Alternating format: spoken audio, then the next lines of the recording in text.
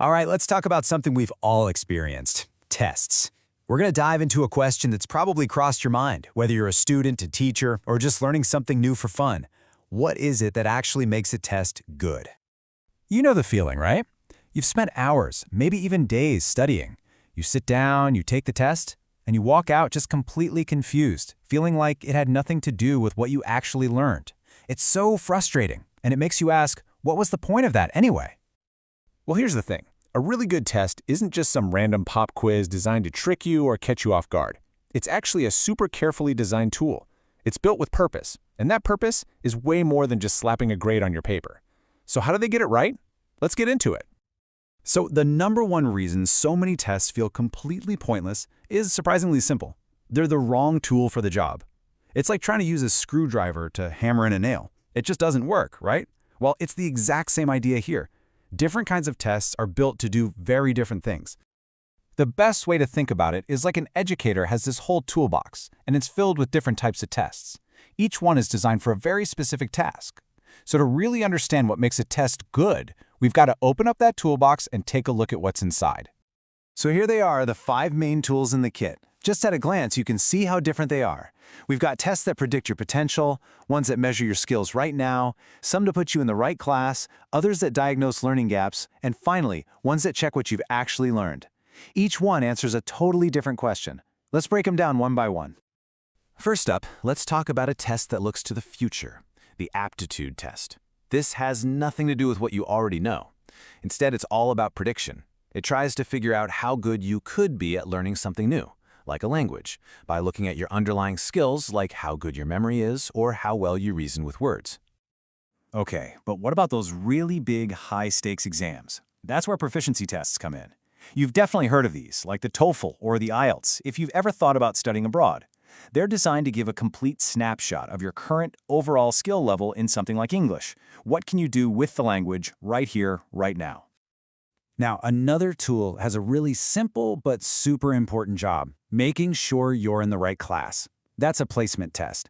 It figures out what you already know so that you don't end up bored in a class that's way too easy or totally lost in one that's way too hard. It's all about finding that just right spot for you to succeed. You know, some tests aren't even for a grade at all. A diagnostic test is kind of like a doctor's checkup, but for your learning. Its only job is to pinpoint exactly what you're great at and where you might need a little extra help. That way, a teacher can create a learning plan that's personalized just for you. And last but not least, we have the achievement test. This is your classic final exam. Its job is super focused. It measures what you successfully learned from a specific chapter or course.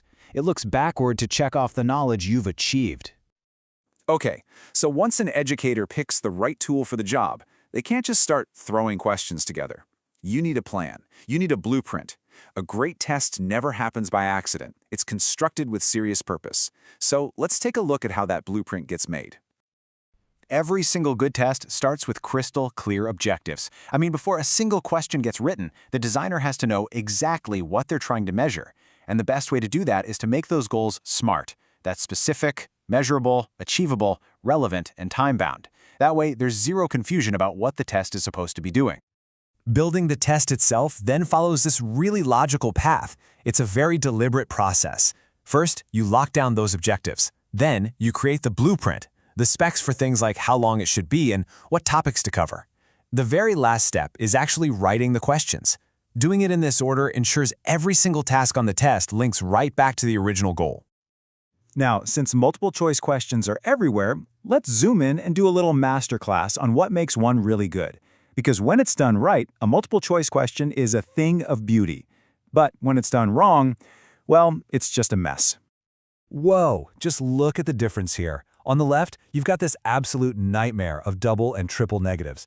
That's not testing what you know about Shakespeare, that's testing if you can decode a ridiculously confusing sentence. But look at the one on the right. Simple, direct. How did Marlowe influence Shakespeare? It measures what it's actually supposed to measure.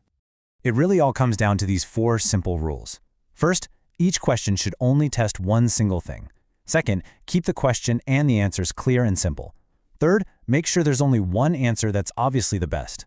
And fourth, and this is a big one, use data after the test to see which questions worked and which didn't so you can make the test even better next time. So, when you put it all together, this is what it comes down to. A great test is so much more than just a list of questions. It's a product of clear purpose and thoughtful design.